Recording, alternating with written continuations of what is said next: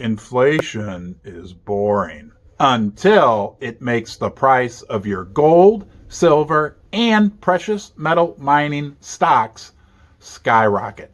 In fact, the king of precious metal investing, I think he's the king, King Richard Rule, recently said this: negative real interest rates are what moves the gold price. He was saying that within the context of all the different factors that can affect the price of gold.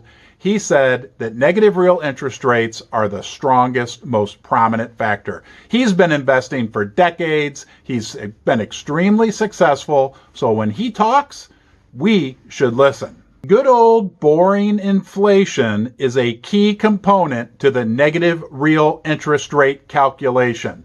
To the extent that inflation exceeds the predominant interest rate in the market, interest rates are negative. You're losing money every year, and that's good for the price of gold, silver, and the precious metal mining stocks. So will inflation persist and continue to keep real interest rates at a highly negative level?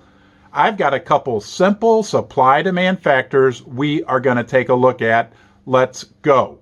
Hey, real quick, I put out new content darn near every day to help you navigate the choppy waters of investing in gold, silver, and precious metal mining stocks.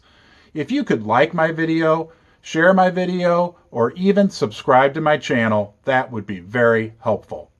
One of the key things that determines the price of products is the money supply. Is the money supply in great supply? I'd say so. 40% of US dollars have been printed in the last 2 years alone.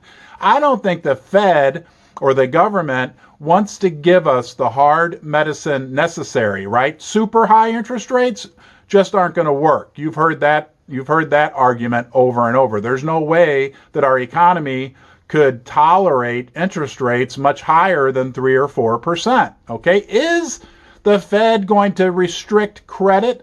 Maybe a little bit, right? I mean, maybe they're going to restrict credit a little bit, and maybe they're going to be able to slow down the growth of money supply, but are they going to be able to contract money supply? That's the money that we can use, that everybody in the economy can use to buy goods and services. I don't think so. The system can't handle it. And what about the supply of goods and services? I mean, heck, fewer and fewer people are working these days, so fewer and fewer goods and services are being produced. On top of that, have you been to the grocery store, or have you tried to buy a refrigerator lately, or a car for that matter?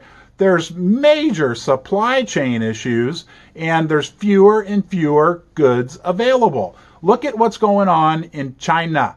I mean, my goodness, look at they've got the country locked down again. There are hundreds and hundreds of boats waiting to be unloaded and loaded. We already had supply chain issues. We already had a supply of goods issue. It is only going to get worse. And what about the effects of the war in Ukraine with Russia, the economic war that's going on, right? We know there's much to be said about the fact that is slowing down global trade and the supply of goods and services being exchanged between countries. So we're heading into a period where we're going to have about the same amount of money floating around out there, but a muchly constricted supply of goods and services available. To me, that's a recipe for high inflation, higher inflation, and that's also a recipe for support for our friends silver and gold. Negative real interest rates. The inflation rate will far exceed the predominant interest rate on 10-year bonds, on 30-year bonds, on CDs at the bank, on savings accounts, whatever.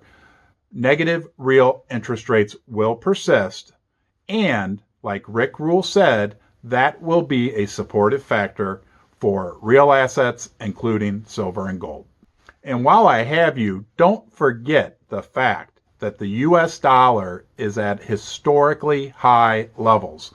Not historic like a record, but at a very high level when you look at it on a 5, 10, 20-year basis.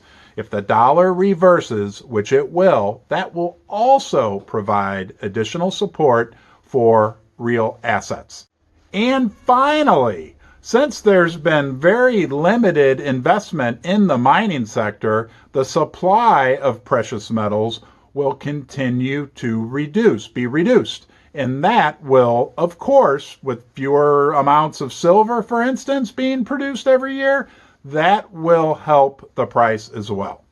Hey, thanks for watching. Thanks for being here in the basement with me. You're always welcome. I hope you enjoyed my video. If you'd like to subscribe, you can do that right here. Have a great day. I'll see you soon.